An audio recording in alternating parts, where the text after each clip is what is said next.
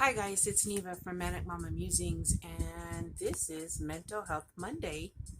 I did not do one last week, and I bet you thought I wasn't going to this week. Sorry, I hate it when it's crooked.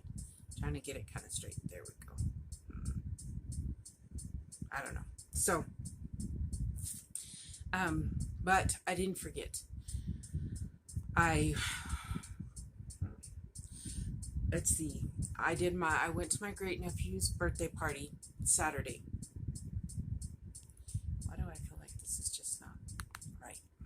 Okay, maybe that's better. Um, and I enjoyed myself. I had a good time. Once I socialized for a few days, which I was 2 days of socializing, I it was enough socializing for me. But I don't usually have a flare right after all of that. So I ended up in a flare yesterday on Sunday. So I didn't do any videos. I did try because Saturday night we sat outside. I told you we were having our fireworks on the 10th. And so I did sit out there and I did try to put the fireworks to music because my daughter, well, I'm not an angel, but my daughter said some words. She's grown. Don't think I got a little kid running around saying bad words, but we were just sitting there enjoying it, and my daughter was talking, and there were some bad words in there. So I was going to put music over it. I'm not technologically talented, and LJ had to get to work, and so I didn't get that done yesterday. That was supposed to be yesterday's video because I was having a flare and just couldn't get in front of the camera. I slept and felt like crap, and then this morning I felt bad still. I slept. LJ made me a cup of tea, and I went back to sleep. He crawled into bed, and I slept with him for a while. I got up this afternoon and was feeling kind of okay. So I made a pasta. I used the garden rotini, and I put, because my daughter's iron is low, both of them. Well, and mine is a little. So I added some I cooked some broccoli with the pasta, and then after that I drained the water off and I put the spinach in with the hot pasta and mixed it together, and then I put some garlic and parmesan sauce from Ragu in there. It was good. Yeah, I mixed that all together with some mozzarella. Y'all, that was yummy and delicious, and no meat because the twins are vegetarians, and I don't have anything against eating vegetarian. I don't like the pre-made vegetarian, like stuff that's supposed to. Don't give me something and say it tastes like chicken, because it doesn't taste like chicken. It just doesn't. I can do a meal without meat, like tonight, with the pasta and the vegetables, and I was perfectly satisfied and fine. But when I want a piece of chicken, that's what I want. I'm not against vegetarians, and if I could acquire a taste for that stuff, I would probably eat it. But I just have tried, and my mind flat out tells me that's not meat. Spit it out. So I have that problem. But tonight was a meat-free meal, and it was very good. I was glad I cooked. I mean, it wasn't like a really hard meal, but it was kind of a meal all in one because I had the vegetables and you know, and pasta, and so I didn't have to add too much to it. I mean, we just,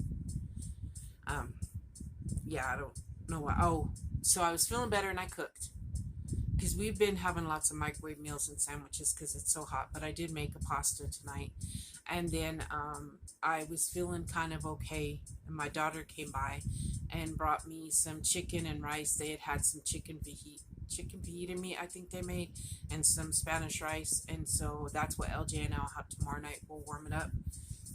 But she brought me some, and she ate a tomato and whatnot, and so LJ told me, he goes, I think some of your zucchini are ready. So I went and looked, and sure enough, they were.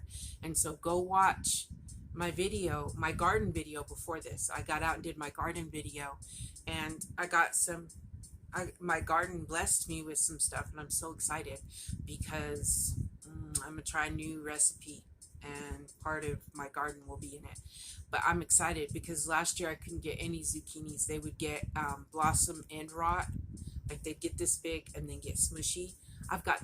Well, you'll see. Go watch the video. give me some watch time and go check out my garden video because there's other stuff to look at too. But anyway, so I'm excited to try a new recipe. I'm excited because I'm growing stuff that I didn't get, that wouldn't grow last year, and I'm a happy camper. Let's just put it that way. My garden makes me happy. It brings me joy. The weeds that have grown because of the rain, not so much. But you know, he's gonna borrow his mom's lawnmower. He's gonna go mow for his mom and borrow his mom's lawnmower on his days off this week. So we'll get that taken care of. And then I gotta pull weeds. I just have the problem of not being able to be out in the sun, but maybe him and I can do it in the evening. And I've got a lantern. I just don't like doing it at night because you never know what might be in there to bite you or whatever. You know, that kind of stuff. So it is Mental Health Monday. Neva, snap out of it. My thing is that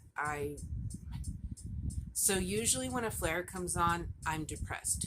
But I can't ever figure out what's coming first, the flare or the depression. But they're linked.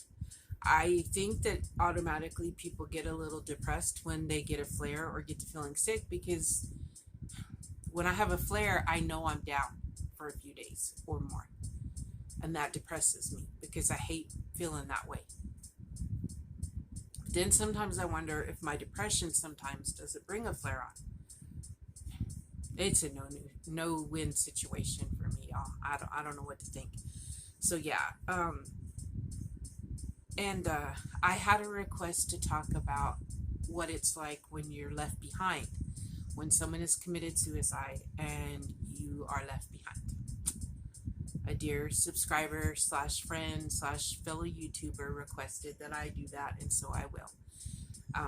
Because I've spoke before. Oh, I want y'all to see my shirt. Let me see if I can show it to y'all without throwing you on the floor. There you go. My friend Lisa brought this to me. Remember I told you she brought me a shirt? She knows me so well. I don't know if you make sure you can read it good. I love this.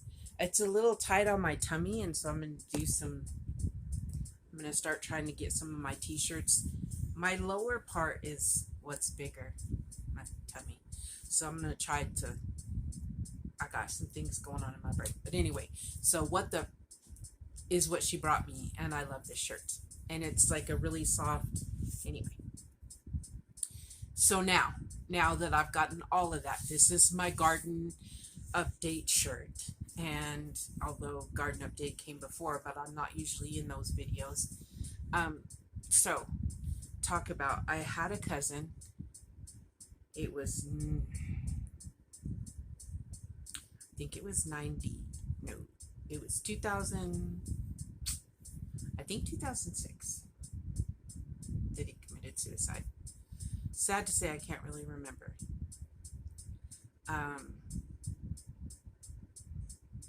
It was somewhere around there. I'm pretty sure 2006 because my twins would have been 6. They were starting. They were they're going to turn 6. They're in kindergarten. I'm pretty sure it's 2006. So, I've told this story before, but not long before I ended up in my 3rd mental institution. My cousin Billy, who when we were kids we were very good friends. We had lost touch with each other. He had come to see my dad when my dad was real sick and dying. He had come, that was the last time I'd seen him, and we didn't stay in touch. I didn't like his wife. She wasn't very nice to him. And I'm kind of protective over the people I love. And anyway, and he just, he had his own life and his kids, and I had a kid and a sick dad, and we didn't stay in touch. And I'm sad to say that. It wasn't his fault or my fault. It just happened. He was a wonderful person. He was a Sunday school teacher. He was very, he did a lot of work in his church. He would go by before work and check with the elderly people from his church to see if they needed anything when he got off of work. He was so smart. I used to admire him for being as smart as he was. He was so intelligent. And I had not known that he had been diagnosed bipolar, but after he passed, I don't know how many years after, I finally got the guts to message his wife, and she told me he had been diagnosed bipolar for 15 years. But see, in our family, we don't talk about that. Okay, we weren't supposed to talk about that or admit those kind of things about ourselves. I probably come from a long line of crazy, but no one wanted to admit it, kind of thing. So yeah. Um, he had 3 kids that were not grown. I think his oldest was close to being out of school.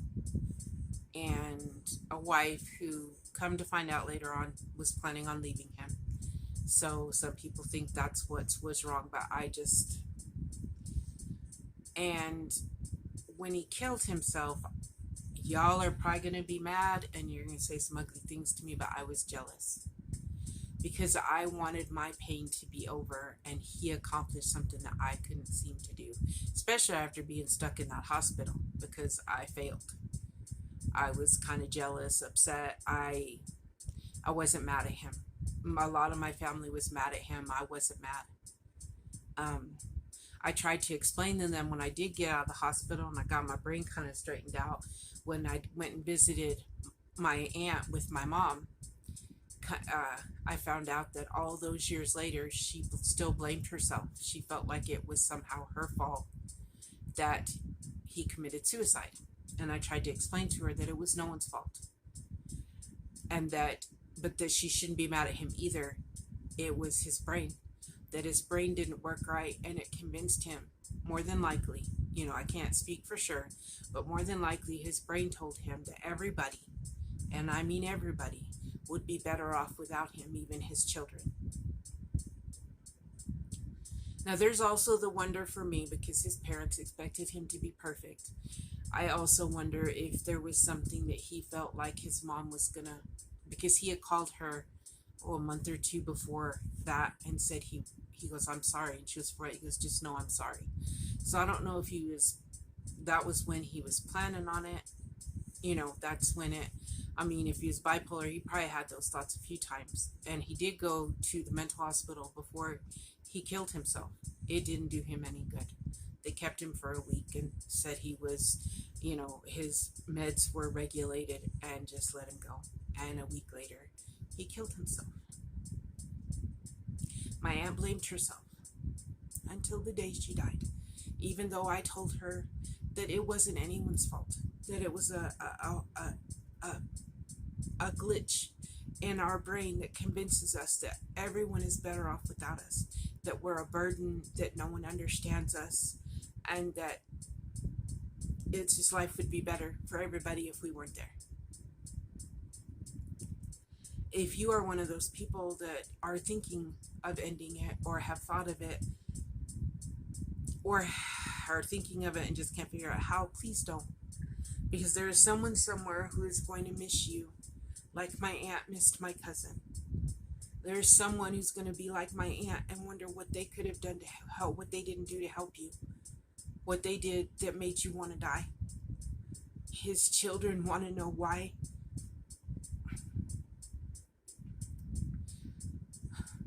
they weren't enough for him to stay alive. And they don't know me well enough, so I can't tell them that it's not about not wanting to stay alive for your children. It's about your brain tells you that your kids are better off without you, that you aren't good for your kids. So just so you know, your brain is lying to you. There is someone, or more than one someone, who loves you so much that they will stay up with you to talk you out of what you're thinking about. There is someone who is going to miss you until the day they die, and they're going to blame themselves. There is someone, a cousin maybe, who after you commit suicide, it gives them the guts to try to do it. I don't blame my cousin. But once he did it, I thought, well, good golly, if it's that easy. It's kind of, I know that doesn't sound logical to anybody, but it did to me at the time. I mean, he had 3 kids.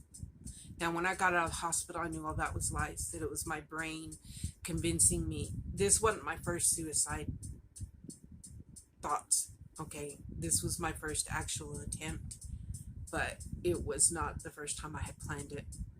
Um, so uh, he wasn't the cause, but it did make me like, well, you know, it it just made it a little easier to decide to do it.